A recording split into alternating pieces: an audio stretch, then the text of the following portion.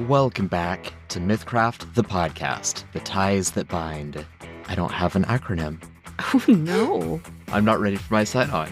Our acronymless adventurers. That's good. Let's meet our mischievous merrymakers, Alex, Gregory Orso, come to Craigslist. Mal, Orendo, what the hell is Geist doing walking around as a server? Andy, Dr. Elix Stith. That was not hot sauce. It was an abomination. Maggie, Neokarahine. One's too many and 100 isn't enough. and Roger. Geist. Have you tried the little smokies? I hear they're divine. And I'm your MC, Nathan. Let's jump in. Last time on The Ties That Bind, each of you made your own way to the presidential party with a specific objective. Geist had some espionage going on. Rindo is looking for a psionic tutor for Selena. Gregory is working on gathering stories, working on his side business, and planning to interview the presidential candidates for Redline Press articles. Elix is supporting one of the candidates and educating her children on the world, letting them spread their wings. And Nia is running for mayor. Notably, Nia squared off with two other mayoral candidates, Lord Worcester and a longtime nemesis, Leon Bangino. Let's zoom in on Gregory now as he makes his way to the first political rally of the night. And Gregory, I believe you wanted to start with presidential candidate Frank O'Brien, right? Yeah. Perfect. Blue-collar worker turned popular activist. He is one of the major figures in the Dirge Factory Labor Union, and his popularity and his activism in that community has propelled him to national stage, but it's especially propelled him to a very popular figure in Dirge. His name has not spread as much outside of the capital city itself. You head up to the northeast building on the Herald Square, where his campaign is set up for the night. There's an auditorium with a desk set out in front of it and a golem that looks like a big walking furnace who stands there and looks down at you, Gregory, as you walk forward. Here for the rally, here for press. Both, I guess? I mean, I'm here for the rally, but I am the press, so press, I would say. You are the press, stand behind the red velvet handrail on the carpet. That's the press area. Oh, okay. Sounds good. Kind of fancy. See yourself in. He just gestures clunkily. I make my way in. Am I the only one in here in the press area? Make a luck check. You're the only token on the map right now, but there's probably other press. Okay. Probably. 18. Nice. All right, let's see. There are other journalists there, but nobody'd be worried about specifically competing with you or overshadowing you. For example, Amy Hogan isn't there, and Tamisa Hill is not there. There's just a handful of other reporters from Dirge Herald, from the Yellow Journal, and a couple of the lower, office drone kind of people from the Redline Press. You make your way in. You see that the auditorium is dimly lit. It's more bright up toward the front where Mr. O'Brien is delivering a rallying speech. You would actually spot your parents in the audience and a handful of other people who you might recognize their faces. You might know a couple names, co-workers of your father's, and O'Brien himself was a factory worker, but the factory workers and the miners often run in the same circles, so a lot of them know one another. You recognize some people in the crowd. As you make your way in, you catch the tail end of Frank O'Brien's stump speech. I am sick and tired of the fat cats and corporate elites putting their boots on the necks of hardworking folk like you and me. I'm sick and tired of working long shifts full of backbreaking labor while they do nothing and get rich off of it. I'm sick and tired. I'm sick and tired of being sick and tired. You probably all know someone who's lost fingers or toes in the factories, maybe even a whole limb. You probably all know someone who's gotten the black lung down in the mines. And I'm sick and tired of it. Dirge needs to change. The people need a voice. Over on Capitol Hill, the elected officials need to be reminded who elected them and who they serve. That's why I'm running, because I'm sick and tired of living like a second-class citizen. There's applause throughout the auditorium. You would see there's a couple cops that are just on security detail over in the corner that are just standing there and watching, making sure the crowd is enthusiastic but not dangerous. Mr. O'Brien looks around. He looks over to the area that you're standing in, Gregory, with the other reporters, and says, I'll take a couple questions at this time, refine my stances a little bit. Yeah, Gregory is amongst the reporters. He's raising his, I forget, do we have pens or is he using a quill? I think it's not going to be a big, like, plume unless you want to be ostentatious, right? Fountain pen, maybe not like a clicky pen yet. Got it. Okay. Juggling a little ink pot. Right. Yeah, he's holding up his pen and kind of trying to get his attention along with the other reporters there. Yeah, you there. Oh, thank you, Mr. O'Brien. Mr. O'Brien, in a recent profile, you said you're tired of, quote, hardworking folk getting, I believe you used the word, shit on by wealthy corporations. Do you have a roadmap to improve conditions for the working class, and more specifically, maybe those who work in the mines? Yeah, I think that got edited out of the paper, but that's part of the problem, right? Everyone's too proper to roll up their sleeves and do the work that needs to be done. So, yeah, I think we need to make sure that the workers are not being shit on, that they're being treated fair, being treated proper, and that we clean up the city in a literal sense, right? There's too much shit on the streets. It's everywhere. Gotta watch your step wherever you go. But also in the laws, the policies in Congress, we need to make sure that the workers are getting treated fairly. Oh, sure. Do you have a plan for that? Or is it just something that, we can all hope for? That sounds great. Yeah, no, absolutely. Better working conditions for everybody. I do plan on exactly that, and I'm going to work with with people across all the different political aisles to make sure that the workers are being treated the way they need to be. Okay, sounds good. Thank you, Mr. Ryan.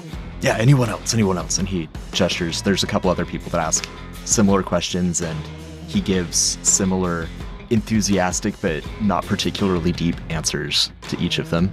Is there any other angle that you're looking for, Gregory? Either other questions you'd want to try to push up and ask him again, or anyone else you'd want to talk to in this area? I'd want to see if he is meeting with people or talking with constituents to get some face time, let him know about my business as well. And my dad's there too. I want to pull my dad into the conversation and say, this is one of the people who would be voting for you. He's just got over tuberculosis, thankfully. Yeah, I just want to get to know the guy a little bit more because of all the candidates, he's the one that's got my vote right now. Yeah, go ahead and make another luck check just to see if you can arrange grabbing your dad in the crowd and also making your way up to the front. Oh, 21. Yes, you can. Yeah, so he is just taking some time to shake hands and exchange pleasantries. He was someone who worked in the factory for a long time, so he knows a lot of the people in the audience as well. So as you get closer, you hear him like, oh, hey, Bob, hey, Martha, hey, how's the kids? Personal touches like that. And then you and your parents can make your way up. Oh, yeah, you're one of the reporters. Remind me your name again, son. Gregory Orso. Oh, Gregory. Reach out his hand for a handshake. Well, nice to meet you. His hand is rough and firm. Makes sense. Nice to meet you as well. What a great speech. That was really wonderful. I'm all for better workers' rights. I myself own a small business that I work with my father. He'll pull him in and be like, he actually used to work in the mines. He unfortunately had tuberculosis, but he thankfully now has gotten over it.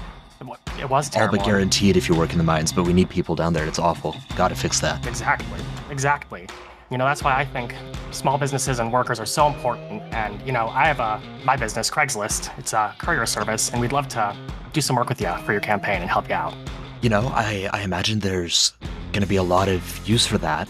I've obviously never done anything like this before, but I think that there's a lot of potential there. If you talk to my campaign manager, Furnace, the fellow out front, we'll get that arranged. I appreciate that. Gregory. Oh, thank you very much, Mr. O'Brien. I look forward to speaking to you more. And you. Yes, thank you. He'll turn to his parents and say, what'd you guys think? Pretty good guy, right? Yeah, I think so, your father says. I've liked Mr. O'Brien for a long time. Followed him ever since he started with the DFLU. Yeah, seems like a really upstanding fellow. Yeah, I agree. And hopefully he can, when he gets elected, let's say, can make some conditions better so we don't have the next generation of people in the mines getting tuberculosis like you. Your mom nods. She says, we shouldn't count our chickens before they hatch, but I am hopeful. That's something I haven't felt in a presidential candidate in some time. It's a nice change. I agree. It's good to have hope in these times too. And as the crowd sort of sweeps you back outside, you're easily able to make quick contact with the golem at the front and make sure that he has one of your business cards as well. Yeah, I'll give him the rundown of Craigslist and everything too. Thank you for this. I believe that we can use this to spread the word of O'Brien's policies and remind people to vote for him. So we will be providing you cards that you can slip in your other packages as well. A little bit of on-the-street campaigning. Oh, excellent. Enjoy the rest of your evening. Thank you. You too. Furnace, was it? Correct. He reaches out for a handshake and he doesn't really know what to do from there. Furnace will reciprocate. It's hot iron, right? So it's painful. I'm not going to make you take damage, but it's not a pleasant handshake. Gregory walks away, and then when he thinks he's out of eye shot, he shakes his hand off. I think toward the very end of O'Brien's speech, Elix slipped in to the back of the room and patiently waits in the crowd in order to get up to speak to O'Brien. She'll wait. She's not going to push. She's not going to try to get up front. She just waits her turn. Well, time passes. Lots of hands are shaken. Lots of babies are kissed. And after an appropriate amount of time, you're able to speak with Mr. O'Brien yourself. She'd reach her hand in her pocket and palm a small glass vial, and she'd reach out that hand for a handshake. Mr. O'Brien, very impressive speech. I think you'll go far here. Thank you. Elix is the name. I work at the hospital with a lot of the patients that you're looking to help. Oh, thank you, Elix. That's very important work. I'm grateful that you are there. I wish that you could see fewer patients than I'm sure you do currently. As do I. And she would hold her hand out for the handshake and palm over that glass vial, which has a very small amount of a white crystalline substance in it. I come from Granite Bay. Your name has traveled far. You have the town's full support. That's great. I'm glad to hear that. I haven't had a chance yet to travel nationally, which I know is a shortcoming of my campaign right now. So that's good to hear. If you ever do, you should look for Miles. I'm sure he would be happy to talk with you. Miles. Okay. All right. I'll remember that. You don't need a last name. Well, best of luck, Mr. O'Brien. I truly hope you win. Thank you, Elix. He seems a little bit baffled by this whole interaction. And she just confidently walks out. And then he looks down at the vial and then glances over at the cops and then pockets it and is just holds his hands up and walks away. Goes over to shake some more hands. Good for him. Correct choice. Yeah. I have so many questions. As the Orso family and some of the other audience of the rally are trickling out of the building, and as Elix exits the building, you would see close by, there's a performing stage where a group of scions are doing some amazing juggling that defies gravity. And where we left off with Rindo and Selena, the two of you were making your way up there. Before you arrived there, were there any other detours or points of contact you wanted to be sure to make? If Selena was willing to detour for a little bit, he would have popped into the end of O'Brien's speech just to hear what he was talking about. Not looking to make connections or shake hands or anything, just wanted to hear. But other than that, nope. Perfect, yes. You file out along with the rest of the crowd and join a loose semicircle of folks that are watching this performance. It's something utterly otherworldly. One of the performers levitates in the center of the stage and uses telekinesis to slowly juggle 3 other performers. Those 3 performers are juggling bowling pins horizontally over the heads of the audience, using telekinesis instead of gravity to call the pins back. As the performance comes to a close and the entertainers bow, a human lady in her 40s takes to the stage. She's wearing academic regalia, one of those long robes with the patchy stripe on the shoulders denoting her educational status.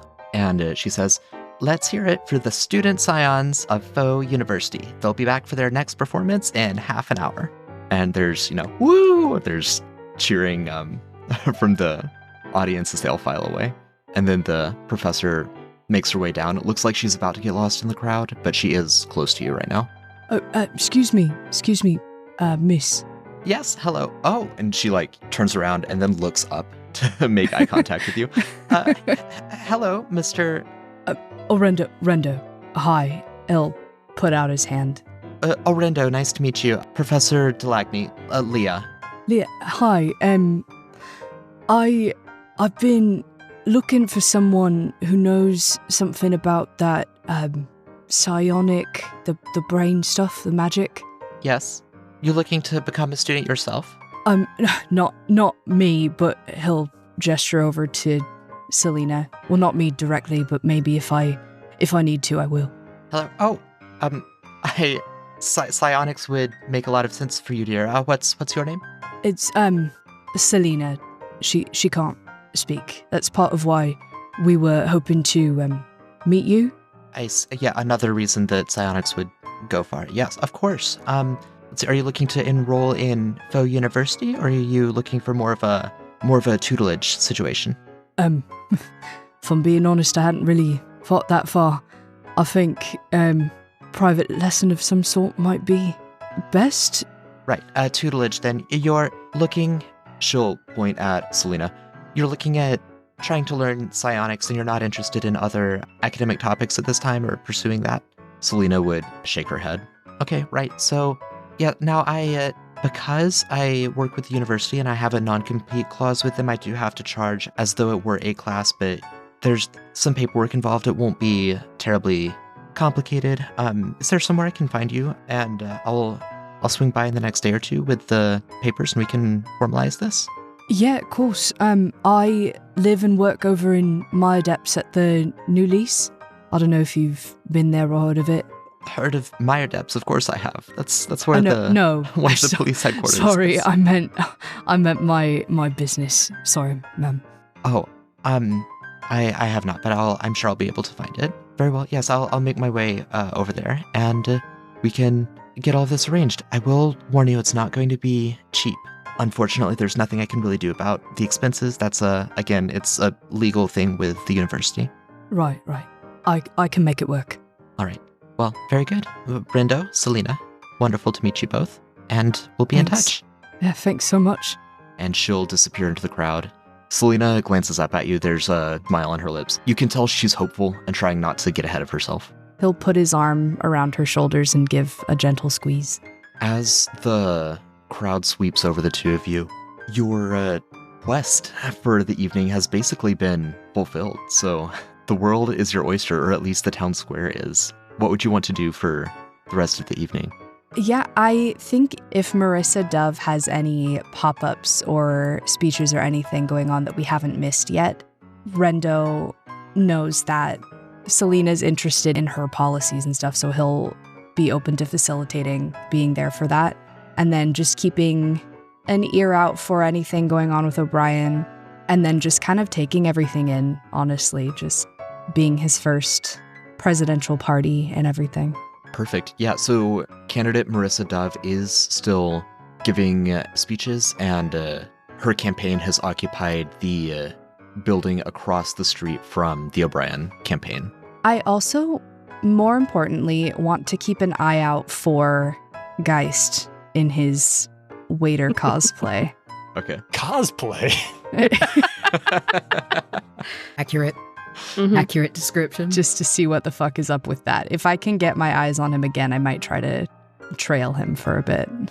I feel pretty confident that right around this time, you would notice Geist in between the northwest and northeast buildings, passing out cocktails. He is offering individuals something that you can hear him calling out Shermint cocktails. It appears to be a pink cocktail with swirls of shimmery green in it. It appears to be a play on both a mint cocktail and a shrimp cocktail all at once. Fascinating. Rendo will get Selena into Dove's speech and comfortable and seated and everything, and he's gonna step outside and go check out this cocktail man, if possible, from behind, and just kind of pull you to the side. No need to push. We have plenty of Schmidt cocktails. Turns around. Okay, seriously, what the fuck is going on, mate? Seriously, they are full of flavor if you would like to try one. That's not what I'm here for. And I don't think it's what you're here for either. I am just here, trying to do my job, Rendo. And if you do not want a Schmidt cocktail right now, then I don't know if I have anything else to help you with. Now please, I have very thirsty and somewhat hungry patrons to serve. Brenda looks around at nobody standing around us. Everyone is avoiding the Schmidt cocktails like it's the plague. They're lost. I want you to be honest with me. He sits the cocktail glass back down on the silver platter and just stands there, as if he doesn't know how to respond to such a simple statement. I just want you to be honest with me. Is there anything else that I can help you with, Rindo? There's so many things I want to say right now, and I don't even know where to start. You watch as Gaius turns to start walking away, pauses. He's holding the platter in his left hand. He reaches into his waiter cosplay with his right hand, and he pulls down a small, looks like a sleeve of some type of fantasy cardboard. Here, this might be something that you are more interested in, and passes you a small rectangular stack of cards. He takes it. Looks to be a couple of his source cards, some of the rarer ones. I don't think I like this, Geist. It's a shame that you've fallen out of the collecting game. I believed you were still interested in these. Yeah, are you not? I'm a server. No, I do jobs. I go where I'm told, Rindo. And I think that I have spent enough time in this conversation. Maybe I can bring the rest of them by the new lease sometime, if you're still interested. I can't stop you. Now please, if you would, I do have a quota. I need to get rid of these and they don't seem to be quite fancied by the individuals. Can I offer you a Schmidt cocktail? Rendo will actually drink every single one. Met your quota. Please make an endurance check. It's advisable. You mean a delicious check? Can you endure how delicious they are? I need to know what's in these. Mint and Yeah, shrimp. Well, it's But, a like, 15. Anything else? Is there alcohol? Because, that just makes it worse. I need to know. It's fermented shrimp. Oh, God. Fermented. Fermented. So how's Yeah, a 15? You did not see it? I'm scared now. He's trying to decide, and I I'm hate it. so bothered. I'm so I- upset. You don't make a scene. You hold it. You don't feel good after. You actually feel quite bad after, but you're not vomiting all over the place, right? I'm going to Okay. say you're mechanically sickened for a number of hours. Okay. 1 hour. 1d4 out of 1. I like that number right now. He will turn and start to walk away. I blame myself, you know. It'd be nice to still feel like I had you as a friend. There's only one person who is to blame, Rindo, and it is not you. Right. Well, I'll see you around. Goodbye, Rindo. He'll go back inside. Geist, as Rindo walks away, you're now left holding a platter of empty cocktail glasses. Is there anything else? I know Geist is very good at one-track mind, so I just want to open an opportunity in case there's anything else that you have going on, but completely understand if he's just, no, let's go get more whatever the next horrible concoction is that he comes up with and go around surfing them. Yeah. I think he needs to go pick up some more supplies so he can continue blending. He's waiting for the correct opportunity to connect with the McDoverns, either Wilson or good old Bernie, to slip the message that he has already drafted to them. But I think there's a right time for that, and slipping in and ensuring he has a snack that's good for them. He wants to slip it to them in the platter, in the food. It certainly won't be Schmidt's cocktails. Perfect. And remind me, the goal is get them the note so they know to meet you at a place to discuss the thing. Yeah, pretty much. Perfect. There are a number of other conversations going on right now. I do want to check in on Nia as well. As was the case with Geist, you've got a fairly direct, fairly one-track job going on tonight, but you're more than welcome to explore or add some more texture to it. About what time in the evening did we say? I know we said it was close to sundown, but it's been a little while since then. So, what time would it be right now? Yeah, call it 8:30. Late summer, sun has been down for between an hour and 90 minutes. Okay. If Nia's looking at this from I'm here to do my campaign duties, they have a schedule of events, I'm sure, because this is a big planned thing. Is there a particular time when it's supposed to be kind of winding down or anything? Or is it just an all-night party in the street? Yeah, the speeches, the formal part of the evening concludes at 10, so you've got about 90 minutes to go. Okay. There will be riotous parties for hours after that. but Cool. all Cool. of the formal stuff is done around 10. All right. Knowing that she's definitely on the downhill side of the evening, as far as to say, very soon she's going to be able to like let her hair down. I think she would have had like a bag with her with either like a change of clothes or whatever. Honestly, probably a wig, because she just kind of carries one around now just to be safe. And in that bag, I think she would have had a flask or something. Mhm. And over the last maybe half hour or so, anytime it was quiet around her table, she would be stealing little sips here and there, trying to very subtly pregame for the party side of the evening. Her plan is to show that she can, once the party, I guess, picks up, still be a person of the people, maybe shake a couple hands, but then ideally, she wants to dip into a bathroom, throw that wig on, and be able to, just blend in and nobody realize that she's getting Perfect. sloshed. Excellent. So as you're getting ready for that, you would see a young man who you have seen in various social circles a couple times. He'd make his way up to you. Miss Koryaheen, Stephen Teller, I just wanted to check in about your appointment with former President Robieifo. We were looking at meeting at some point this week. He's actually got the next hour open if you want to expedite that and speak with him in the next 10-15 minutes. That does seem, gosh, what a turnaround. He does like to move, doesn't he? But I appreciate that, man of action. Yeah, I think I should be able to arrange that. I'm supposed to have about another hour or so here, but I'm sure I could find somebody to help clear all this out. And where would be best to meet? Tell you what, I'll meet you back here. Let's call it in, would 20 minutes work for you? Either to find someone to cover the booth or... certainly. Yeah, I think I can find someone in 20 minutes. I'll figure out where the president would like to hold his meeting and meet you in 20 minutes then. Perfect. Lovely. And Stephen turns on his heel and walks out of earshot. Fuck. I am not sober enough for that. Okay. She's going to start looking around for anybody that she knows and trusts, whether they're involved in her campaign or not. Anybody nearby? Hello? Nearby? That's tough. There's nobody near me. I mean, so your booth is right next to the Red Line Press booth, and you've been observing Carlo Frangino all night. You obviously know who he is. He's not overtly a politician, but he's a well-known journalist, and so that's kind of the same thing at some point. So he's been manning the booth in a very professional manner.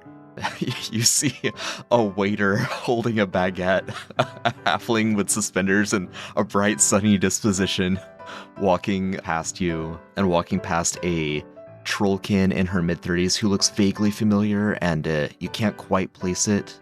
Oh, fuck. How am I going to get away with this? Okay. I don't want to just shut it all down, but I might just have to shut it all down. That is not going to look good. Who thought? She's just having her own little mini private panic attack right now. And I like to imagine that because it's probably a standardized table that was rented out for this, it's at her basically collarbone and height. And so you just see this angry head just running around behind this table how, who, oh, fuck.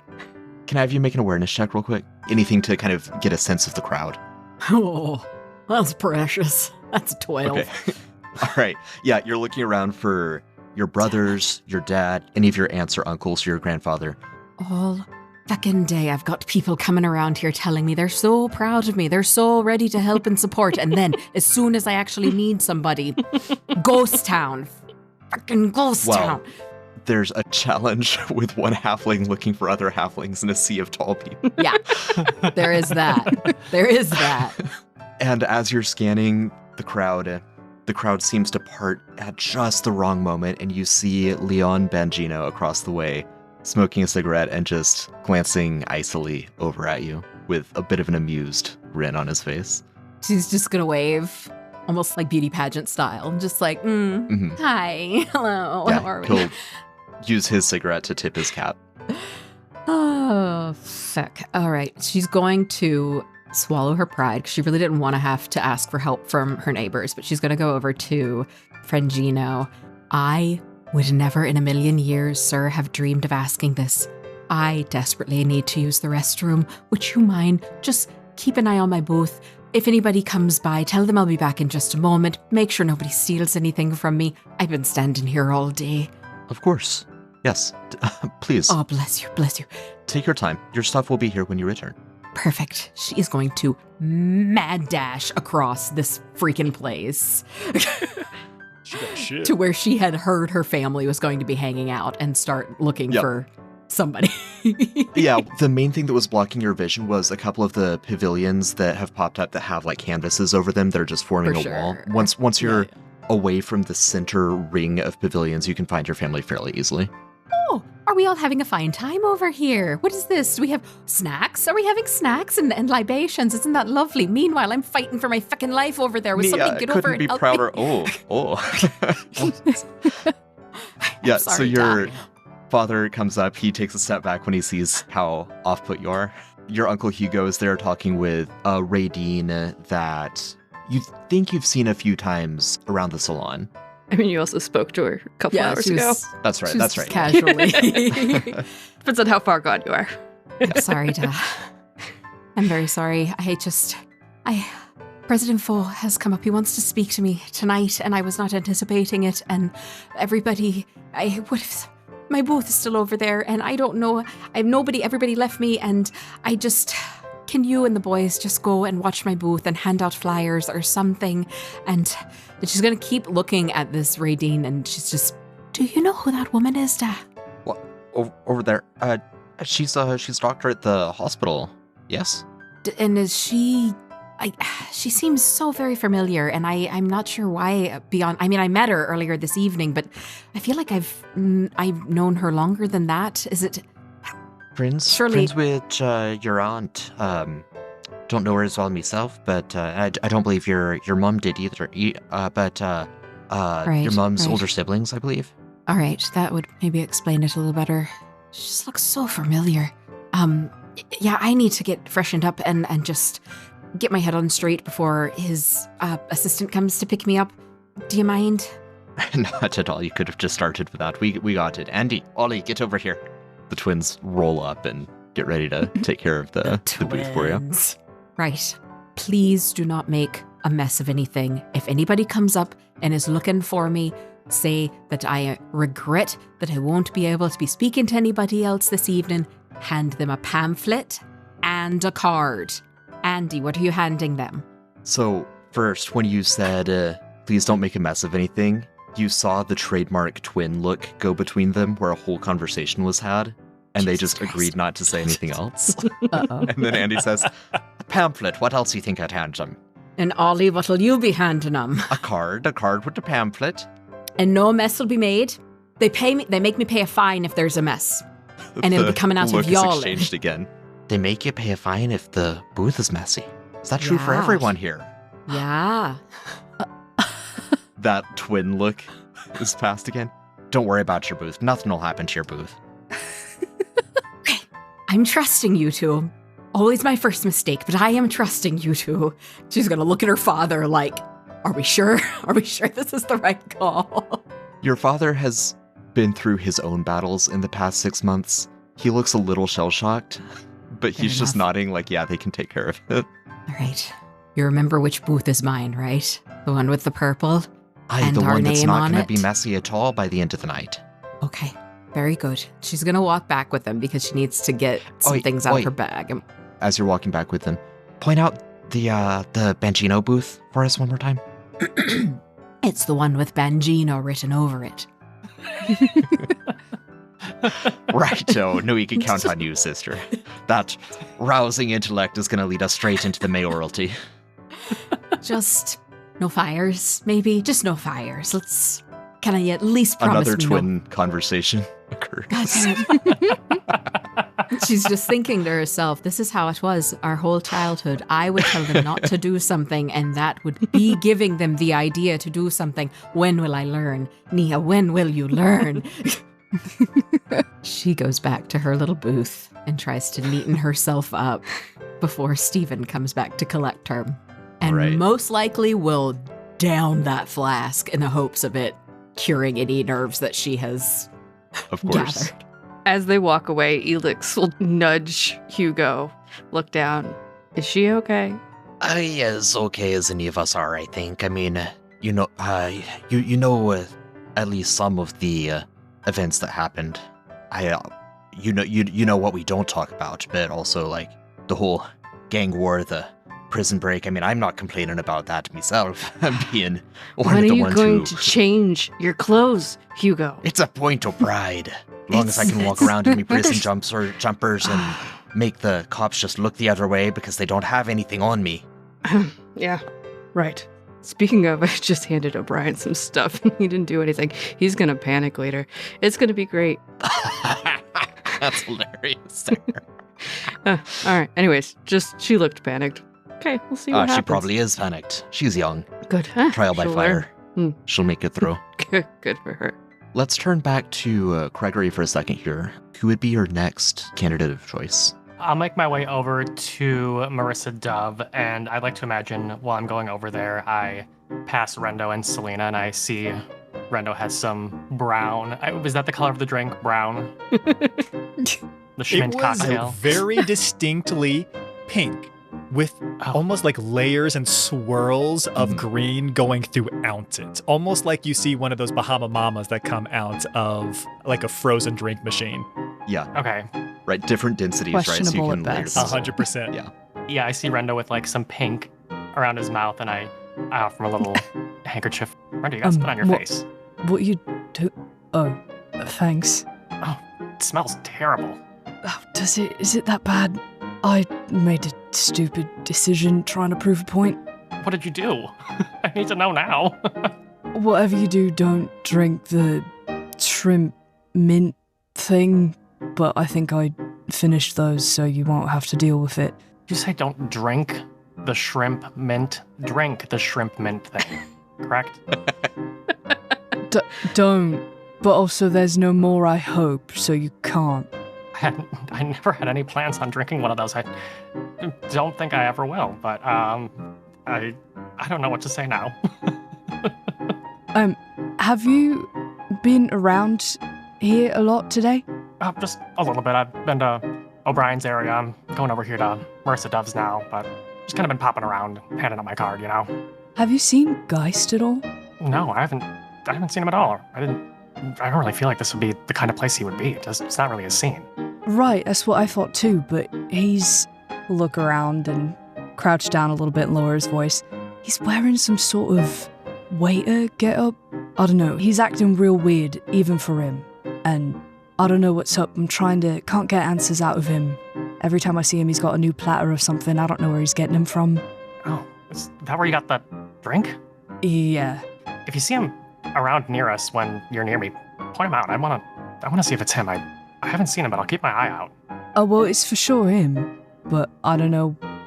He's saying it's his new job now. He's a waiter. He does what people tell him to do. It's not like him. Ryder, are you feeling okay from those cocktails? Doesn't sound like something that would make you feel really good. As beside the point, it'll pass. Gregory just can't believe Geist working like a waiter serving job, and so he's convinced that Rendo must have gotten sick from that. He's like, what is going on now? Right, next time I see him, I'm pulling you with me. Okay, sounds good. He'll keep it in his mind, but he dismisses a little bit because he's like, doesn't sound like he's doing too good. He should go lay down. It's working. My plan is working. Then Gregory will make his way inside of the Dove building. Perfect. And I believe Rendo was headed that direction as well. So as the two of you enter into this building, you're greeted by another receptionist at a desk. That's the standard for all of these. This is An Urkel, a bearfolk. Reminds you a little bit of Hosea Long, actually, right? He's got the nice three-piece suit, a big fedora on over his fuzzy ears. Welcome, you're here for the bar. Just take the first door on the left. You're here for the speech. First door on the right. Either of you with the press, they've got the roped-off area for you, just like all the others. Oh, sure. Which way's the press door? First door on the right. First door. Okay, thank you. Are you coming in, Rendo? Yeah, I'll be in a second. All right, I'll see you in there. I'll make his way to the press room. Rendo's gonna go to the bar. All right. As Rindo heads into the bar, Gregory heads into the press room, and Gregory, you would see a very similar setup. It's more brightly lit, so you can see the whole audience a little bit more easily. You would see Selena there. You would also see Nyx's parents, Ava and Thuridin. And you would hear the end of Marissa Dove's speech. Same basic routine as O'Brien, although you know that given that she lives outside of Dirge, her popularity is much greater in the whole nation, but less prominent in Dirge. She's saying, and while there are many issues to be addressed nationally, from Dust Rock in the east to Granite Bay in the west and Deep Hollow in the south, we also cannot turn a blind eye to the real and myriad problems here in Dirge. Too many feel unsafe walking the streets, and that's a damning indictment of what's supposed to be our greatest city. For too long, old crime families have carved up the city like it's their own personal buffet. Well, I say enough is enough. Once elected, I commit to holding the mob to account. They will pay for the harms they've inflicted on the city, and their ill-gotten gains will be seized and reinvested to strengthen the nation. Now, the mob are the real criminals, but there's plenty of folks who do commit violent crime too, and way too much of it. The DPD has an important role to play, and I want to support them, but at the risk of sounding daft, I propose a dovish approach. The answer is not more bullets.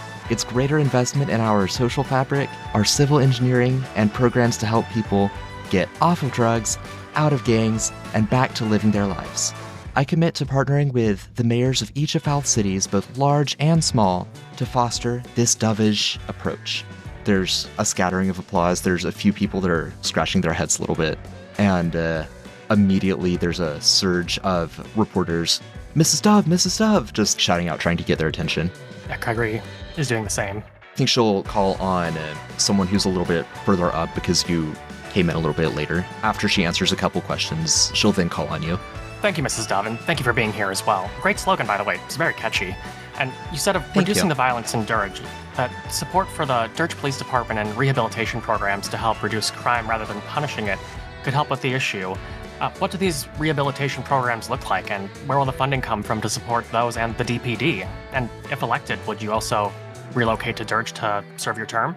Wow, great questions, and several there. Let me start with the last one. Yes, if elected, I would live in Dirge for the duration of my presidency. The other questions that you asked, remind me if I missed anything, but you're asking about the recovery programs, the rehabilitation programs, and where the funding comes from in order to facilitate those, yes? Correct. Right, so funding, I want to be sure that we're not creating more problems trying to solve other problems, right? So I don't want to raise taxes. There's applause throughout the auditorium at that. But of course, new programs do require funding. Now, where would that funding come from? I think it has to come from the tops of these criminal organizations themselves, right? Let the criminals pay for fixing the problems they've created. We will hold to account the crime families like the Banginos, like the Severses, like the McDoverns, to name a few, and we will use their ill-gotten gains to rebuild our city, including funding the programs that will help bring the people most detrimentally impacted by those families back into society. Okay, sounds good. And sorry, if I can just have a follow-up question for that as well. You know, I'm just wondering where the, holding these families accountable, it's going to take some initial funding. I'm wondering where that would come from. You know, there's been a lot of people in Dirge struggling right now.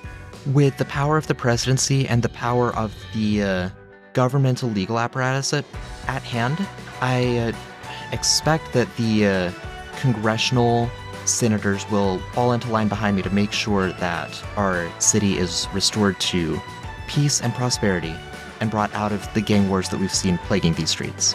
Oh, thank you, Mrs. McDonald. Thank you, Mrs. Dove. There's like a ooh that ripples with that Freudian slip. Craig to himself just kind of like mutters, "Oh, grow up." Like this side of Gregory. Mm-hmm. On the point of Miss or Mrs. Dove, Gregory would know it's Mrs. O'Reilly, but when she found through some tracing of her ancestry that she's descended from Gilbert Dove, who is one of the basically like the founding fathers of modern South She started going by the name Dove rather than her family name of O'Reilly. I don't like that. Folks are mingling. Folks are making their way up to speak with her. Rindo, you'd probably be back at this time. Selena sees you and slinks through the crowd to make her way back over to you. Right, was that, good stuff? She nods. Right. Yeah, from her demeanor, you can tell she's enthused, a little uncertain, would have a lot to talk about. She'll figure out a way to communicate it more fully when you're back at home. Are you good just, walking around still, checking stuff out for a bit longer? She nods, smiles. She's more at ease than you've seen her, really, ever. Aside from just the slight jitter of being in like a crowded place with a lot going on, right? That's a little overstimulating, but she's really kind of come into herself. Yay. We'll head back out into the crowd and start to mingle. Keeping an eye out for Geist again, still. Mhm. It's a dangerous thing to ask for. I have a new mission. Side quest accepted. Right. Yeah. I accept this challenge. I'm XP fishing. Briefly, Gregory, I would guess you'd want to attempt the same side business sort of exchange with the Dove administration. Yeah, I won't be as heartfelt and honest as I was with O'Brien. But, business is business. Right. All business is good. I shouldn't say all business is good business, but for a small company like this, getting a big name could really help. So yeah, I'll give the pitch, the card, whatever. Perfect. We won't play through that. It's a similar conversation, slightly less heartfelt, like you said. She seems a little bit frosty, remembering that you're the one who called her McDovern. And you can make your way out of the area, not far behind Rindo and Selena. Now, one more quick history note. The Doves and McDoverns are historic enemies because Gilbert Dove, that founding father character, was related to the McDoverns, sided with the George Washington of this world, whose name is George Montavier, as in Montavier Hospital. Gilbert Dove sided with George Montavier against the McDoverns, Banginos, and Severses, I want to say about 200 years ago. Since then, the Dove family name and the McDovern family name have been steadfast rivals. Got it. Gregory to himself, kind of, when he's leaving, he'll be thinking about the McDovern moment slip up. I feel like that was such an easy slip up. Dove, McDovern, they're hardly different. Gregory? Right? Those are completely different. As this trio leaves, would Geist be anywhere in sight? I think Geist is making his way clockwise around the courtyard, so he's probably more on the east side currently. So Gotcha. depending on how far they're looking within sight, because Rindo has clocked him multiple times, but not readily available, not nearby. Sure. Well, we will follow Geist for just a moment as you're making your clockwise rotation around the map. There's one sort of flash of excitement. As you're making your way along the east side of the Herald Square, you see a teenage trollkin in front of an increasingly large number of ralliers that have put together makeshift signs that they're holding up.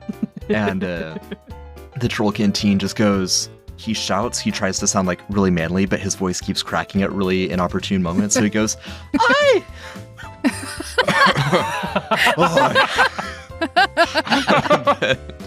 Everyone else goes, "I." He goes, "I believe.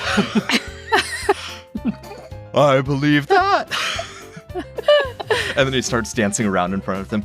"I believe that we will win. I believe that we will win." This is so amazingly touching, and I'm so glad to have a front row seat for this. And the other crowd, a gang of 15 to 25-year-olds, just start like taking up the chant along with him, raising up their signs that it looks like someone found some paint. You would recognize Little Dicky in the crowd. So that answers where the paint came from. They all have these like scraps of plywood and that same fantasy cardboard that you use to wrap your source cards. And they're holding up "O'Brien is trying" signs and just chanting, "I believe that we will win," and marching up and down the eastern side of the square here. I think that even though there is something so unpleasant and cold with Geist right now, he can't help but put himself in the way of this mass. and he's going to make sure that his current platter offering is available for all these individuals, especially for the youth with the paintings, as I have pita with mita pockets on a silver platter. They're pita pockets with meat alternative inside of it, and he's offering them pita with mita for anyone who will take some. Amazing. Yeah, the troll canteen that's been leading it, he'll grab one as he goes. Geist just like subtly under his breath just mumbles every single time somebody takes it, "It's not meat." Elix, it looks like you're nearby as well, so you would see your son doing this. Yes, I would. She would not intervene. She'd just be watching this as Rose and amasses and shaking her head, and she's back standing next to Zeza now, and she just... I don't know if he's doing more harm than good at this point. He reminds me of Vernon. Oh. He'll do well. Eventually. Do you think he's gonna get arrested? I mean, probably. It's Dirge.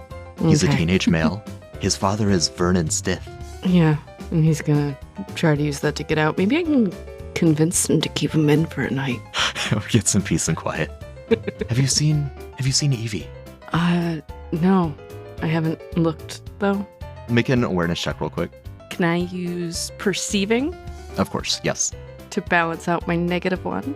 That's a 13. Let me make one for Zeza as well real quick. Wow. 13 and 12. No, you do not see Evie at this time, neither of you. That's worrying. And Geist, having fueled the mob, having fed them all with pita with mita, you Pita can... with mita. Thank you. Yep. Continue your journey around the town square. The McDovern campaign is in the southwest building. Knowing that it's getting late, I think it's very reasonable to start making my way there. I will ensure that when I stop back by the catering service that I am actually collecting something of value of note instead of some of the other things that they've definitely been trying out as experiments to see what's going to be good for this next season. I think he's going to pick up some of those chilled chocolate eclairs. Because it is later, it's probably time for some more dessert-style things as he makes it into the McDovern's area to prepare to offer some of those light snacks to individuals that are attending the speech. Yeah, making your way into the building, you would see the secretary of the campaign. This would be a Kleppen woman with features resembling basically a sewer rat. She's sitting there in the armchair. She's got the ledger of guests open. If you wouldn't mind signing here, we like to keep a record of those who have... Oh, I didn't see. I was busy reading my book up here. Don't tell the McDoverns, please. You're a waiter. Go on. Actually, those look really good. May I? Of course, please. Help yourself. Thank you. What exactly is this? While they're distracted, I take a casual look of some of the other names that have signed in to see who else is here already. Yeah, there have been some prominent folks that have come through. You see that President Rossini has stopped in. You imagine he's doing that for all of the campaigns. You see Officer Brett McMurray has come by. Go ahead and make a intellect check. That'll be an 8. I think those are the only two that jump out. There's obviously several pages that have already been flipped over, and you're not going to go through and look through all of those. That would look weird. Right, I've got a split second to look through. That makes complete sense. Lets them take one of the chocolate eclairs. Nothing wrong with that. And kind of does that polite help to help, like while we're both here working, a little smile and a nod as they just keep moving past to not make it weird or awkward. Perfect. And yeah, there's a long, pretty well lit hallway with a door into the auditorium and a set of double doors that lead over to the lounge and bar area. Is there like an appropriate place in here where you could stand to be out of the way and to be most readily available for individuals that are coming in, seating themselves? I don't want to come in and sit somewhere and listen to this speech. I'm trying to make myself look like I'm a very, very good server. So I want to make sure that I'm fitting in appropriately. Go ahead and give me a savoir-faire. That'll be a 28. Oh, yeah. Yeah. Wow, plus 9. You are both invisible and easy to spot. You know, you're exactly what you want to be as waitstaff. Real Grace Downer. Whatever you say. They've had training, you can tell. The chocolate eclairs are flying off of the plate. Got a big platter off them, right? They're fairly small. They can stack, so people are grabbing them. You're just doing a great job. You're in the auditorium with Wilson McDovern giving his presidential speech. It will involve a lot of the same rhetoric that you may have heard snatches off from some of the other politicians. This is what's wrong. This is what I'm going to do to make it right. You'd notice that he seems a little bit uncomfortable with the spotlight. It seems like he's in a position that he's not used to, and there's something very gripping about him. He does have some profound innate charisma where even though he speaks with some faltering sort of vocal tics, people still lean in and are interested in what he has to say. All of that said, getting like a note on a tray to him right now is out of the question. Just looking about the room, you'd see some people that are obviously members of his staff. There's a Brunei, middle-aged, got a nice like brown hair kind of comb over, thick glasses that reflect the light in the room, who's obviously part of the staff for the McDovern team, who's standing nearby. Nathan, if you'll allow this, I have an ask for you. Mm-hmm. I would like to make a luck check because I have it on good authority from myself that Wilson McDovern is a fan of cream horns.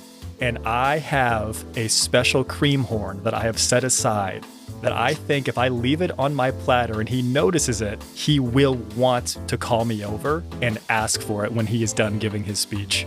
Make a luck check. Thank you. I'd love to. It's a high so DC. Specific. I'm looking at this man's token, and this guy eats cream horns. It's only an 11.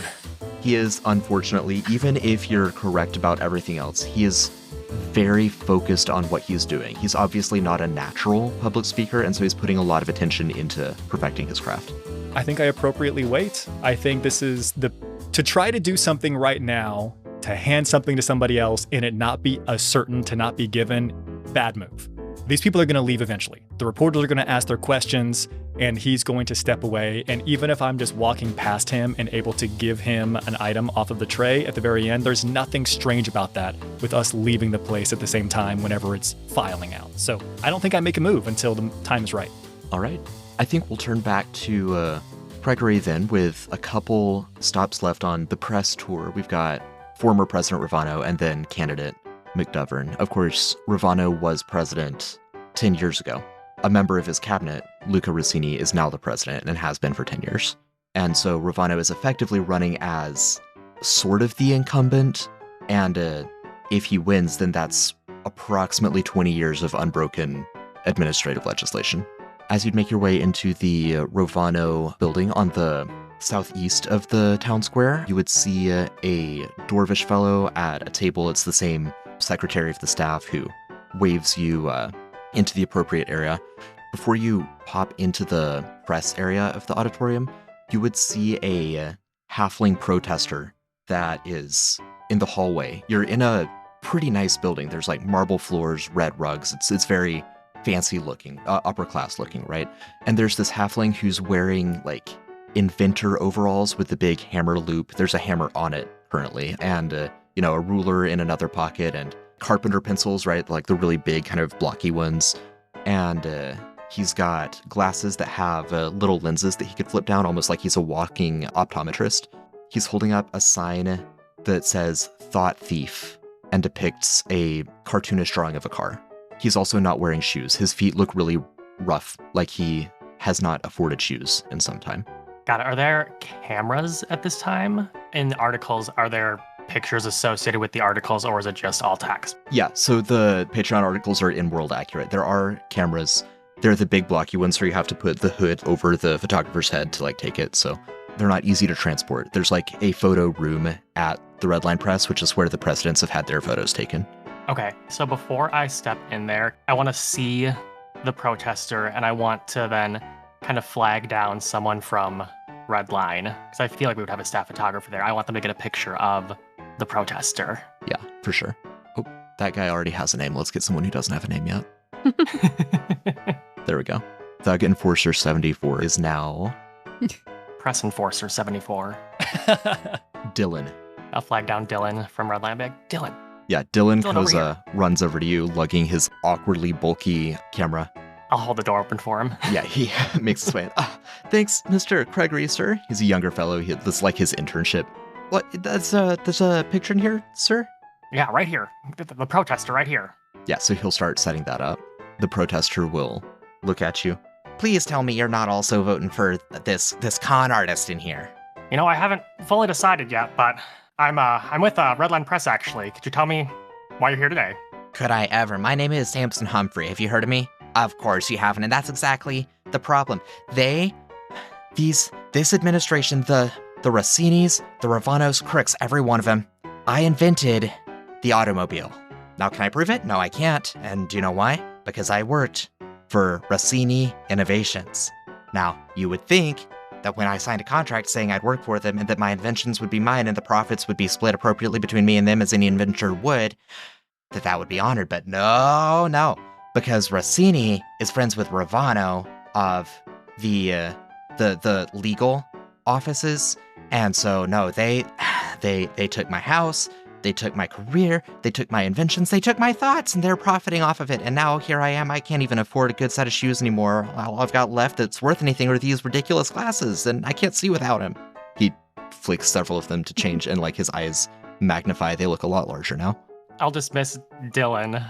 All right, just keep this picture. Just let me know when it's printed. Let me know when it's available. Of course, Mr. Orso, sir. You say you invented the automobile? I invented the automobile. But you have no proof. Well, no, I don't have proof. I was working for Rossini Innovations at the time. And so Yeah, of course. I mean, I'm not trying to discredit you or anything like that, but isn't it... Oh, but they did. ...common for when... I see. So you say. Isn't it kind of common for when you work for something like that, you know, things you make under their name when you work there are their property? You're a journalist? I am. When you publish a story, who gets the credit? Well, I do. He My just name's attached to it. Spreads his arms like that's evidence enough. But you know how many people have come up to me and said, great article, great article. It's some, but most people, they read the article, they don't see who wrote it. They read the headline and nothing else, you know? So something I wrote could have gotten noticed, but do I get the credit? Not always. But the problem is, when you hear automobile, when you hear pseudonyms for automobile, people say Rossini Mobile. They don't say Humphrey Mobile. Nobody says Humphrey Mobile. Gregory's writing this down and he's thinking to himself, I've never heard anyone say either of those. I want to talk to him more, but like, I don't want him to know, like, well, I guess he knows where I work already at Redline. I'll give him my contact for the Redline. You know, I'm interested in speaking more about this. I'd be happy to sit down and prepare some more statements, right? I don't want to get into a back and forth here. I'm not sure that'll be super constructive. Yeah, I'll follow up sometime. Sure, and if you can find anything that would show, you know, work records, things like that. I've been working with Page and Teller for years to try to prove this, but it's I mean, you know how lawyers are. I like the ones that are working for me. It's a pain. It's all a pain. Yeah, I'll follow up. Blicks his glasses again. His eyes go back to normal size. Gregory talks to the person at the desk and he'll make his way into the press room. Yep. And kind of muttered to himself, geez, these things really bring out the freaks, huh? Gregory. As you... He's getting saucy. He's growing. As you walk in and do a quick scan of the auditorium, you would see two Urkal in the front row. One of them you immediately recognize as Hosea Long. And he's seated next to a black bear who's a little bit younger, but they look relatively friendly with one another. You don't think you've seen her before. And Mr. Ravano is finishing up his speech. The past 15 years have heralded a new age of prosperity and wealth. During my first administration, I put the notorious Segretti family behind bars, holding them to account after far too long. My Secretary of Commerce and presidential successor, Luca Rossini, brought his innovative spirit and business acumen to the office of the presidency and continued to invigorate Pfalz's economy. Aside from the unfortunate and inexcusable events half a year ago, the gang war and subsequent jailbreak in the western half of the city, the Rossini administration has been stellar. Re-elect me and I will double down on the Rossini administration's economic policies while also bringing back my steely approach to crime families throughout our nation. No longer will gangs control the streets. Not on my watch. Now, Mr. Ravano, he calls on a couple people, eventually gets to you, Gregory. Thank you, Mr. Ravano, and thank you for being here. A lot of people have been struggling in Dirge. Aside from reducing crime, can you tell me how allowing large businesses to do what they were designated to do will bring in more prosperity? And how will that prosperity be used? Will we possibly see some more funding for hospitals? He'll look over at Hosea. Hosea is beaming. He recognizes you. He gives you a big thumbs up. He'll give a nod and a little smile.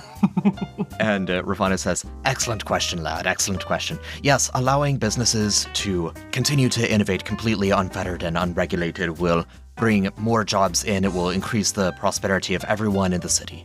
As more and more ideas are created, that will result in more and more jobs. And that will invigorate people on all social strata of the city. Now, these funds are not going to me directly or to the administration. Rather, they're just creating an economic snowball that creates more and more prosperity for all. It's basic trickle-down economics, really. Sure. And, sorry, just a follow-up question. These ideas that people are coming up with as well, where are they coming from? Where are we getting these people for them? And are they being recognized for their work as well? Well, in the example, let's take the largest one in Dirge, of course. Rossini Innovation, right? Obviously linked with our esteemed current president. That attracts the brightest minds from all across the city and from the whole nation. In fact, I believe we have a few folk from beyond Falth. I think we have some elves from Doshairiel working there now as well. So it's really an international endeavor, drawing the greatest minds from all across Ansera. And, as they continue to innovate more and create more things, the success of that will draw even more talent and even more opportunity to our city. Sure, and sorry, just one more follow-up too. Right, sir, but it's not an interview. We don't have all day here. Oh, fair enough. He'll just take that as a sign and not ask his question. fair, yeah. Ravana will move on to the next one and quickly sail back into more smoother waters for him, more platitude and the like. As people begin to trickle out, Hosea will come up and just offer his hand. Craig will shake it back. Hosea, good to see you. It's been so, no pun intended, been so long. Oh, because my last name is long. Yes, it's good to see you, Gregory. He's like still shaking your hand, 20 seconds later. Oh, excuse me. I don't believe you've met yet. This is Lorena. She's a member of the Dirge Police Department, and we've been seeing each other for some time now. Oh, no, I don't think we have met. Lorena, nice to meet you. Lorena waves. Nice to meet you as well. Gregory, excellent questions there. I do wish he'd stuck with you a little bit longer. Oh, yeah, well, I know these guys are busy, and I don't want to pester him with a million questions. But I don't know. I was going to ask him, and he'll kind of lean into them too. Like, it seems like bringing in all these people isn't creating jobs for the people in Dirge. It's creating jobs for people outside of Dirge. I mean, he's had, his presidency, and essentially the last one, they've had to show any of what he's talking about. And people are still struggling. Jobs are still missing from people. I think that he's replacing one problem with another and still not addressing, he's not really addressing the first one. He's just trying to paint over it with signs of progress, I think. I mean, I haven't seen any improvements in the hospital yet. Hosea just shrugs. He makes kind of a exasperated gesture. It seems to be continuing apace, right? Those that catch their diseases early enough sometimes get better and sometimes don't. Those that catch their diseases too late or don't have enough funding for proper treatment, it's easy for a former president to be cured of tuberculosis. That's all I'll say about that.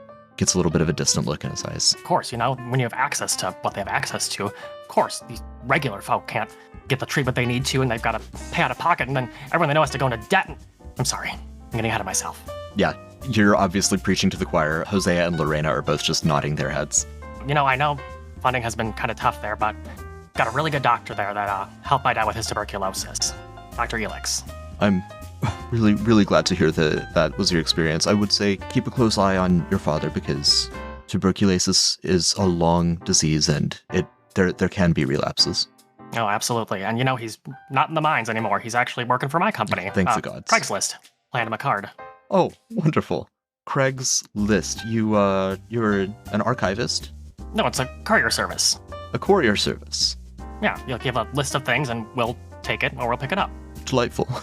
These new times, I mean, I suppose you must employ a great deal of Rossini mobiles to get all around town. Oh, just a small fleet right now.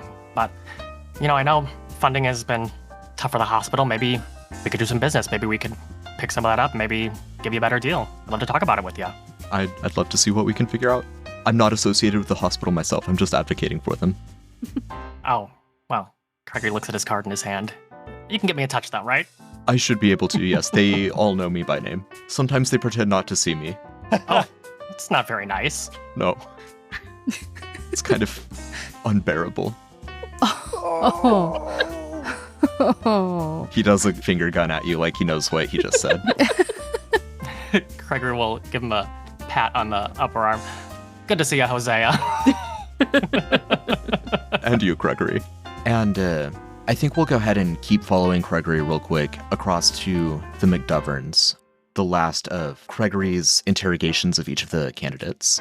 And I would love for you to make an awareness check as you enter into the room. Ooh, could it be for intuiting? Actually, yes, that will work too. This is more scanning the room, but it's interpersonal here as well, so intuiting is fine. Ooh, if it's scanning the room, can I do investigating? Yeah, sure. I'll take investigating as well. 22. Beautiful. Yeah, you walk into the parlor and the secretary, this Kleppen with the features of a sewer rat, says, press, all right. First, down the hallway and first door on your left for the press area. Thank you. And as you walk in, you would scan the audience and you would see a waiter. They're in the perfect place for waitstaff. They're like right next to a column, so easy to see, easy to look over. You look over the waiter and then you do a double take. He has 2 horns, not 1. And the skin color, the complexion is a little bit different. It looks like there's some makeup and maybe some prosthetics on the nose or something, but that's Geist. He has a platter of chocolate eclairs. There's not many Somewhere left, and they're flying off. Rendo screams, "I'm not crazy." Circular cream. And Gregory goes, sometimes I can still hear his voice. Rendo and Selena pass a window behind Geist looking furiously. Where'd he go? Yeah, you walk into the area, you see Geist across the room. In a hushed tone. Geist! Geist!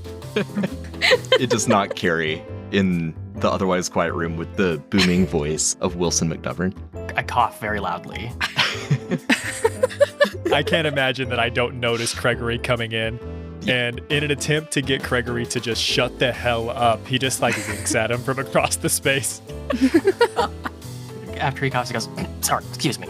Schmidt cocktail, you know. Yeah, then Gregory will be listening to the speech and every few seconds just be like looking over at Geist incredulously. Yep.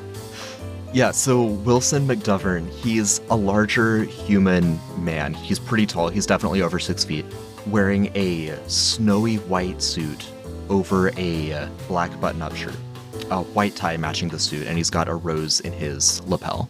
He is light-skinned, he's bald, he's middle-aged, he's got just the faintest amount of like scruff along his chin.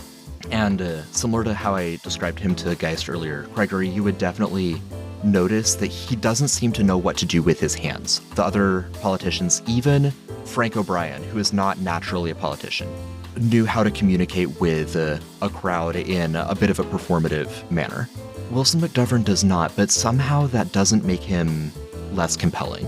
He grips the podium and then he clenches and unclenches his fingers and then he sort of pats his side like he's awkward in the limelight.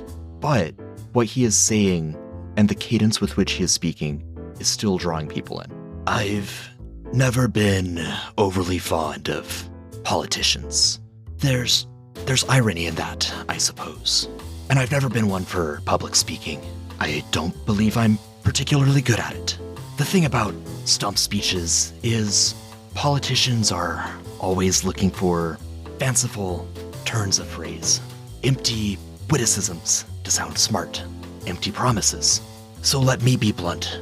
I love this nation, and I love this city. But in recent months, the police department has proven incapable of containing escaped convicts. The department needs help, and President Rossini seems unwilling to provide it. Elect me, and I commit to work with Dirge Police Chief Eric Durant and other police commissioners across Valve to ensure that each department has the tools that it needs to enforce the law in our beautiful city and in our great nation. We have lived through frightening times, but the future of Valve is bright. Now, I find this a bit oafish, but my hardworking staff insists that I introduce what they call a campaign slogan, McDovern to govern. Thank you. And there's quite a bit of applause when he finishes.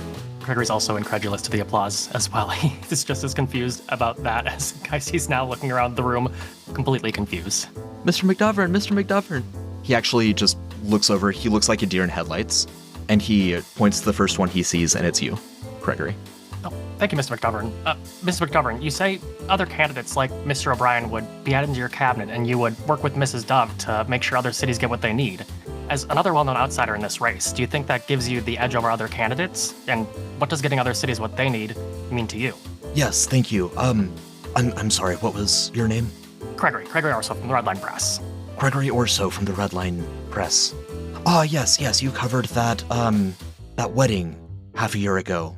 The Trubies and the Koryahines. Yes, you're a good writer. I remember that piece. Forgive me, what was your question? Gregory's a little flattered. Oh, sure, he's a little flustered now.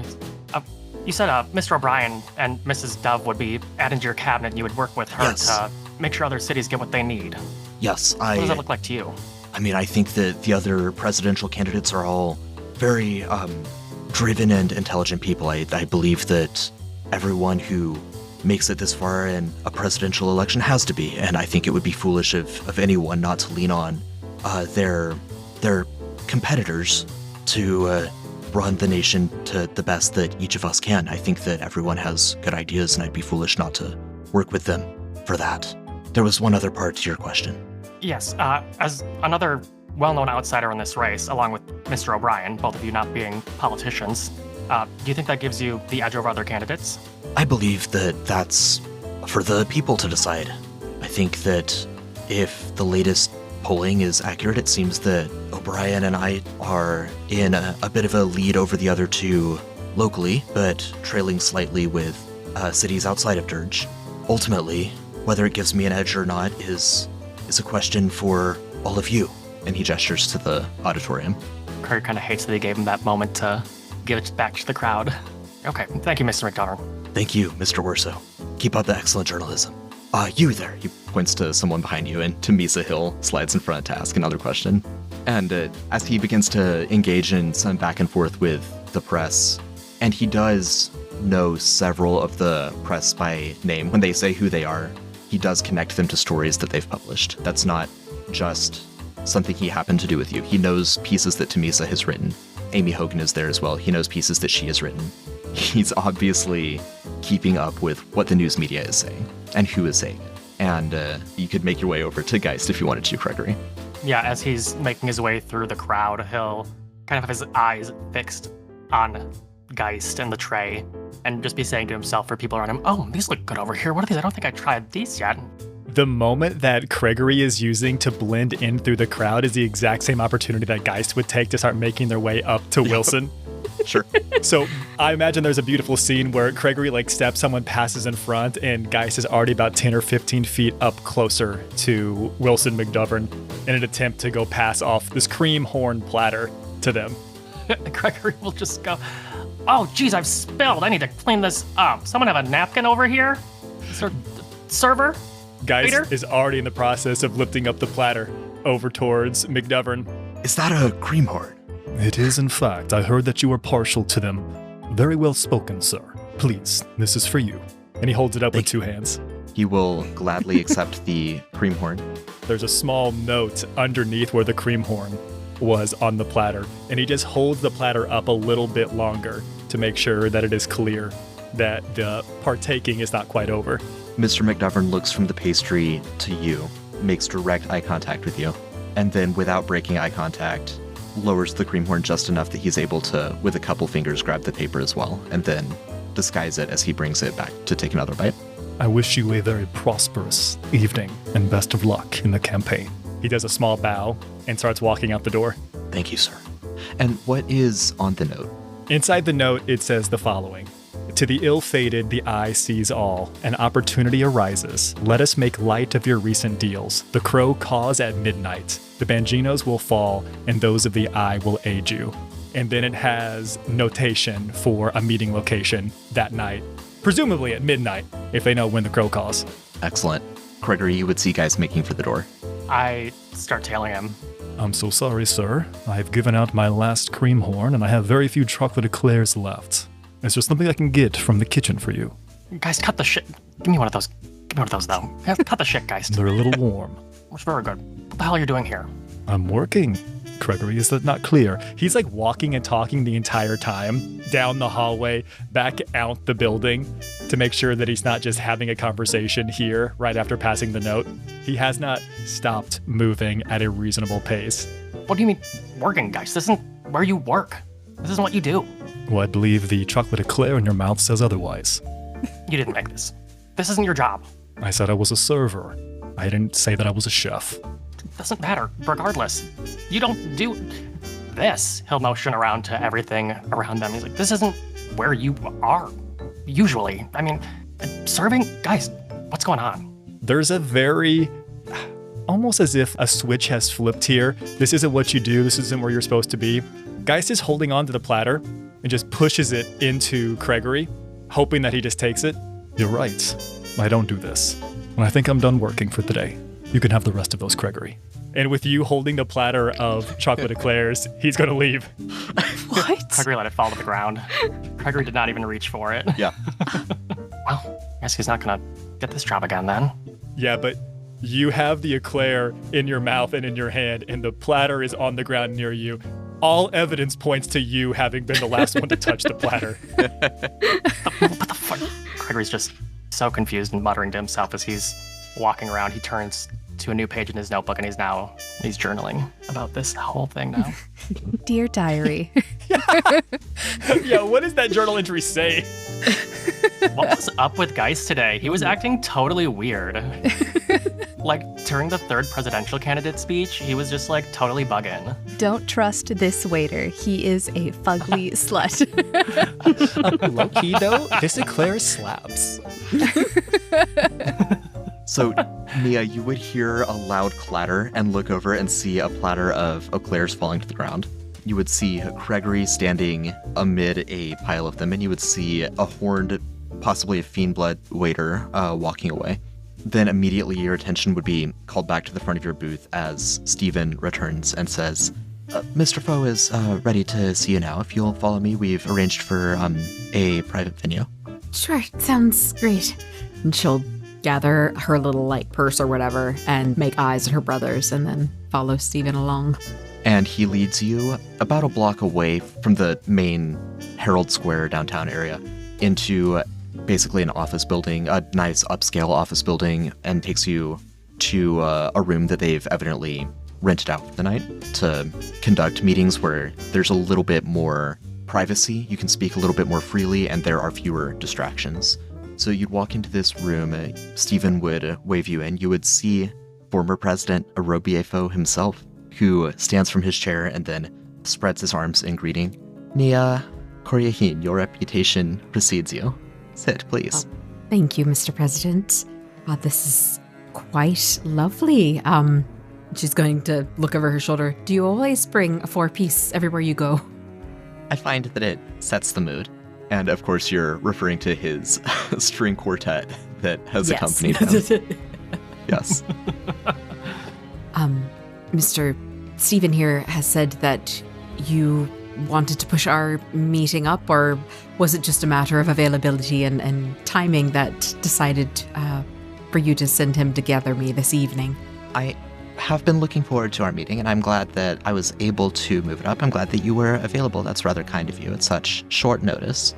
I did have a previous commitment with a couple of senators that fell through, which is why I was able to make this work. Understood, and certainly no offense. I am happy, like you said, that I was available to be able to meet you at this time. Quite courteous. He sits, he pours himself a glass of wine, and then offers you the decanter. Thank you. I think I might have, and she's going to pour herself a very, reasonable glass, an appropriate glass. But she is already 2 sheets to the wind a little bit and is desperately trying to. She was chain smoking the whole way here, trying to get her wits about her. Yeah. Well then, was there anything in particular that you were wanting to discuss with me at this time? I imagine it's much the same that you want to discuss with me, particularly the mayoralty. Certainly. You know, I feel like, gosh, there's just so much has happened over the last year, 6 months even really, that I just sort of want to be able to provide the people here a second chance, if that makes sense. Just take a little sip of the wine. I've heard of some of these second chances. Well, I suppose they're more first chances. They're setting the youth up for success. Your Acorn Scouts, if I recall. Yes, all of those programs are really, really wonderful. But you know, we are looking at it as sort of a full, how do we help the entire family, right? It's not just about the children, it's about the mothers who have lost their husbands and the elderly who have lost their young sons who maybe helped them. We're trying to rebuild everywhere that we can. Of course, that's admirable, and I share that vision. It's always more difficult to do in... Pardon me. Excuse me? Pardon me, you were saying that something that you often do as well is trying to look after others, and it struck me as a bit funny, then she points again to the quartet sitting behind her, with the surroundings, as it were. He lets that hang for a minute. My apologies. Little joke, I suppose I'm a bit nervous. Amusing. Now, what I intend to say, Nia, is that the office of the mayoralty is aspirational for many people. They arrive at it hoping that they'll be able to make a difference in our city, only to find that it is both more complex and more cutthroat than they first thought. Why do you believe you would be any different? Any different in the sense that I would find struggles in the position initially? Probably not, other than just feel like my upbringing was pretty cutthroat. And, you know, I've had a lot of good fortunes in my life, but as of late, mostly misfortune. And I feel like what I have seen is mostly people have misfortune, and that is what I would like to try and correct. It doesn't seem very fair to me that only some people in this place seem to have any success. Sorry, I'm feeling a bit lightheaded, sir, if I'm coming across as terse. How you come across is something that you should be aware of and in control of at all times, if this is the position that you seek. Well, certainly, and I think that I have demonstrated that. I mean, granted, I never saw you actually out with any of the public this evening communicating, so perhaps you weren't able to see how I speak to the people and how I'm able to carry myself in that scenario, but I was under the impression that this was a more informal meeting. Clearly, I was mistaken, and once again, she's going to look over her shoulder, the instrumentalist. Although I suppose it's really easy to feel like you know exactly what to say and how to behave when this is sort of your setting. I appreciate your candor, Nia. I actually do. I appreciate your fire. That's something that can take you a long way. What would you say you offer to the mayoralty that your incumbent rival, Leon Bangino, does not? Other than brains, and the ability to read, I would say... And humor. I would say I see the potential for Dirge in a way that not only do I think Mr. Bangino is incapable of seeing, I don't think he ever has, nor will he. And I think that if anything is going to change or have any improvements, we're going to need somebody like that in the mayor's seat. On that we agree. Oh, she's going to have a little bit of a sigh, like she's trying to gather herself, and I think in that moment she would forget where she was and just down that glass of wine because she's thirsty. Mm-hmm. It really should be water, but she's just going to just bam. And then, I don't know if maybe she hears one of the people behind her play a weird note or whatever, but it springs her back to where she was. And, pardon me. It's, good thing my mother is not around to see that, isn't it? How is your mother? I wouldn't know. Family is always complicated. That the simpler you can make it, the stronger you can make it. The tighter the ties that bind you to your family, the more grounded you are when worrying about the rest of the city. Keep that in mind. Certainly. And it's very gracious of you to say I have found a lot and much comfort in my husband who has recently passed away. If you will recall, his family has graciously My deepest taken condolences. me in. So I think I am well attended to as far as family is concerned, sir. Truly. Indeed. He takes some time, he sips his glass a little bit and listens to the string quartet. Nia, I am operating under the assumption that you were hoping out of this meeting to gain some form of support in terms of finances and or influence regarding the upcoming election. Certainly would be helpful. As you, as somebody who has held public office, knows, any and all funding and support is always welcome. Allow me to be blunt. I believe that you have work to do in how you present yourself. Forgive me. I really, and she's going to kind of look at Stephen a little bit too. I was very much under the impression that because you were having me come weeks in advance of when our meeting was supposed to be, that this was going to be highly informal and really, if anything, more of a discussion. Forgive me, Mr. President, people I have known in the past who have had meetings with you have often said that you were a more informal type. So forgive me if the way I have presented myself displeased you this evening.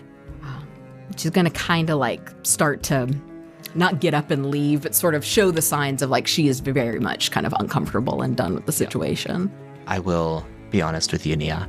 If you are to stand a chance in this election, you should always be prepared for either formal or informal meetings at a moment's notice. I'm not going to be throwing my support behind you at this time, but that does not mean I will support Mr. Bangino either. I have yet to make up my mind. So as long as I start to behave like a good little girl, you will decide one way or the other then? I don't know what Nick's thought of you. I don't believe I said precisely that. Remember the fire within you, and remember that will take you far, but be prepared to channel it effectively and productively. Productively. Now is when she would start actually packing her bag up and standing up productively, yes. The man who sits behind an empty table with his own string quartet in a city that who knows where he'll be sleeping in tomorrow night because he has more wealth than God and the rest of us is going to sit there and tell me about productivity while I'm out there actually shoveling shit and actually trying to rebuild buildings that have been blown up and actually trying to help children in the streets. Yeah, tell me more about productivity, sir. But Christ, the people that I have known who actually have been productive that we've lost in the last 6 months, they've done more than you did probably in your entire run as president, let alone life. That fire is what I'm talking about. That fire's been there. And frankly, that fire is tired of behaving. So with that, sir, unless there's anything else that we have to discuss, I think I might be taking my leave for the evening. Enjoy your night. Good Thank luck you. in the race. I don't need luck. And she's going to turn around, but before she leaves, she is going to make a point to just go, fabulous job to the four-piece of you. Really beautiful work, absolutely. And then just keep walking. As you leave, you've got your wig and your change of clothes. You see down the street, you can see into the town square, even though you're a little bit a ways away from it. People are beginning to tear down the pop-up booths and tables that have been set up there. There are some police officers that are moving the concrete barricades out of the way so that the roads can be used by cars again. Obviously, as I said earlier, the celebration is still running wild, but it does look as though there's no formal concerns for you to worry about anymore. I think she'd slip into a dark corner, put on her wig, put on her quick, sort of like a bigger, almost like a poncho. So you could just kind of toss it over and it's got a hood if she needs it. Mm-hmm. She had really planned to have a fun night with everything. And after that meeting, I think she is going to find the closest corner store and buy 2 very large bottles of whatever she can afford. And she's going to go to the Temple of Picasha Cemetery. She's going to have some drinks there. Surrounded by trees that have grown over hundreds of years. And of course, the tree that you're most concerned with, it's not doing well. It's wilting, it's droopy, it is a sapling that is struggling. She's going to sit there and she's going to cry and she is going to curse and probably pour one out a couple of times for the tree so it feels like she's drinking with somebody. He was a right prick.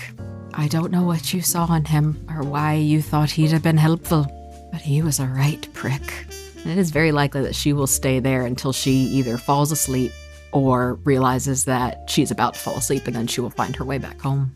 We'll zoom out, we'll follow her in the streets, and then we'll pan one street away to an alleyway where Geist is approaching a cadre of individuals that are surrounding Wilson McDovern and his brother Bernie. Geist, as you approach, you would see a number of police officers standing behind the two brothers, obviously just there as security. You know from waitering in all of the different areas tonight, you've seen contingents of cops with all of the major presidential candidates. It seems there would be some hired security as well. And then, of course, the two brothers standing in the middle of it all. I think as he approaches, he does that thing where he intentionally stays to the shadows until he is just kind of stepping across the threshold, putting his hands out to the side to show that he is actively not a threat, not holding any weapons, not actively conjuring, in an attempt to kind of balance this out a little bit. It's reasonable that they have support, but we're not trying to start a fight, just trying to have a conversation. Well, I am very pleased that you received my organization's message. Are you sure we can have this conversation here with the individuals that you have amassed? This area is secure, and these are good people. Speak freely. Very well. If you trust them, then certainly I, and through me, my organization, trust them as well. If you are to believe anything that you have received in the note that has been left for you, you and I, and he kind of brings his hand up and taps underneath his right eye whenever he says I, share a common interest in the fall of the Bangino family. The organization that I work with would see you and your presidency secured. I believe you have recently come into an opportunity, and while you might believe it to be a challenge, an obstacle, I have information for you that will keep you and your family on top and will truly be illuminating to you and those that follow you.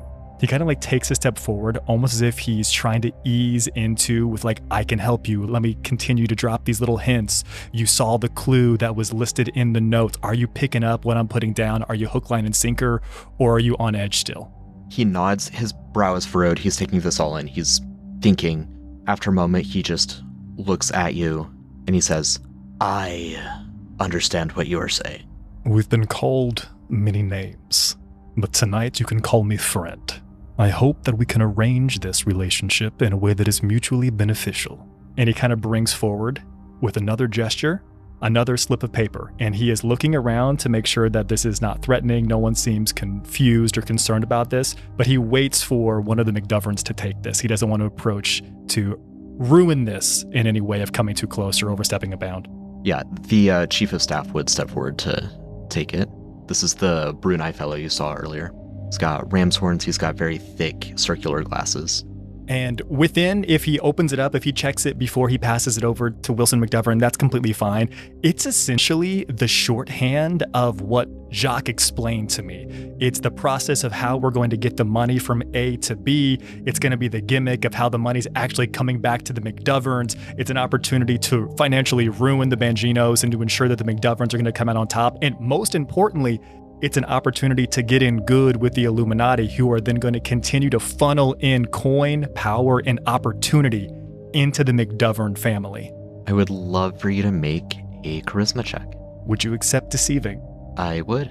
That's going to be a 12. All right. Actually, it's not going to be a 12. It's going to be a 14. Okay.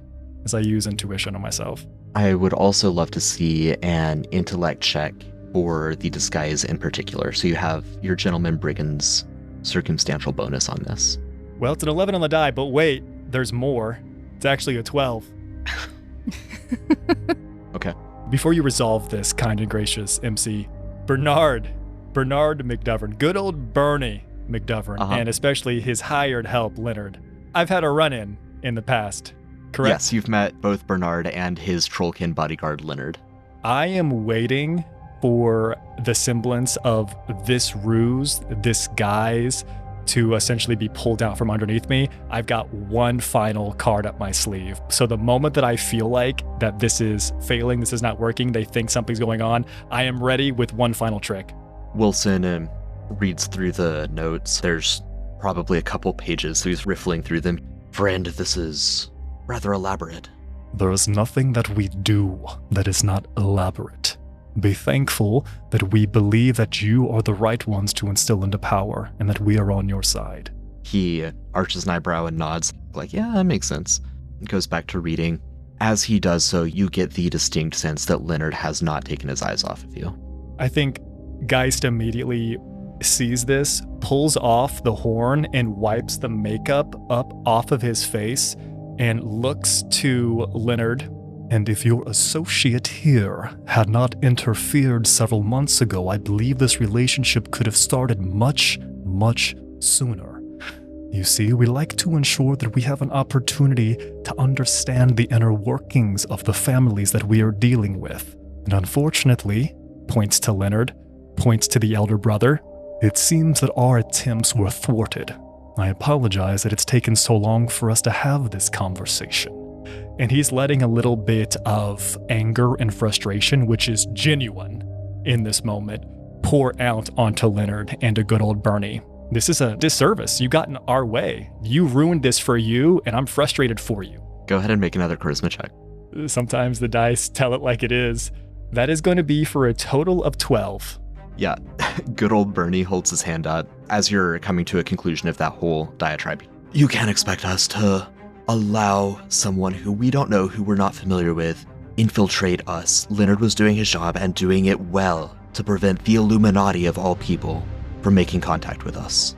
I cannot hold you responsible for doing what you are meant to do. Individuals with small minds oftentimes think small thoughts. He's trying to just go harder on the firmness of this. You can't show weakness in this moment. Wilson seems not to like that. Friend, if you still want me to use that name, we can have a conversation here, but you are not talking with small minds and you need to drop whatever act this is. I am here to offer you an opportunity. It is not the other way around.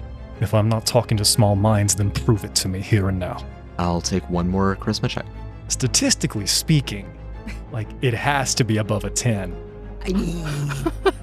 It's above a 10. For a with 13. all the modifiers. With all the modifiers, it's barely above a 10. Yeah. How? All right, we're done here. Wilson turns and starts to walk away. His guards sweep in behind him to form a wall between you and him. I don't think Geist makes any attempt to move or to flee. To show that you're angry or upset that something's not going well or correct, there is just that tisk, tisk, tisk. What a poor choice. What a missed opportunity. What a shame that you all feel this way. And he'll fill this space up until they all leave. He wants to be seen standing there when they chose to walk away. If that means anything to them afterwards, wonderful. Perfect. Walk away, they do. They leave you standing in the shadows. Any final remarks now that you're alone? He's never really alone, and recently it's been even worse than that. I think the fact that he agreed to come out and do the bidding of the Gentleman Brigands is, for the most part, impressive, but it only happens because he's turned off most of his thinking, most of his feeling. And the entire time during this conversation, the moment that it started to go south, Valor quite clearly just wanted to rip most of these individuals asunder. And although they've come to this agreement where Valor's making the decisions, making the choices, this is the attempt to try to get back out there and to not just go on a bloody killing spree across the city to do exactly what he wants. So mechanically, it was the dice that failed us, but I think the internal struggle and the internal strife of trying to keep the demons at bay played some role in what actually transpired tonight. I think his attempt to hold Valor at bay breaks at this moment. He's been away from the crypt for too long, and it is likely that it requires additional blood to make sure that Nyx's body remains appropriately on stasis. And if the agreement is to stand, it needs to be balanced and equitable. Geist would lightly say, "Here alone in this alley." Valor, come to me. And would let Valor take over as he goes hunting in the night. after a failed mission, he hopes that this one won't be a failure. This has been The Ties That Bind. Jump into our Discord, discord.gg/mythcraft, to discuss this episode. Check out patreon.com/quasi-real-publishing for a variety of subscription tiers. And until next time, keep crafting those myths. Alright everyone, that was awesome. Thanks for helping me out. Those hors d'oeuvres, what were those called? Those pita mitas. The pita mitas, those are so good. Want to say thank you all for making this a really successful rally. You'll be seeing a lot more of me coming soon. So Daniel, Trout, Jesse, Fishgrab, Corey, Griffin, Luke McWilliams, Blair, Little, Ryan, Scripter, Michael, E, and Tom, thank you all so much for our rally. I think that was a huge success all around, and I think that was just really, really good stuff. And I think we'll have even more people next time. I know some people came up to me and said that they wanted to get in on the action, so Joshua Forkner, Caleb Ward, Fael, Mercy K, Falcor, and Forager, thank you all so very much.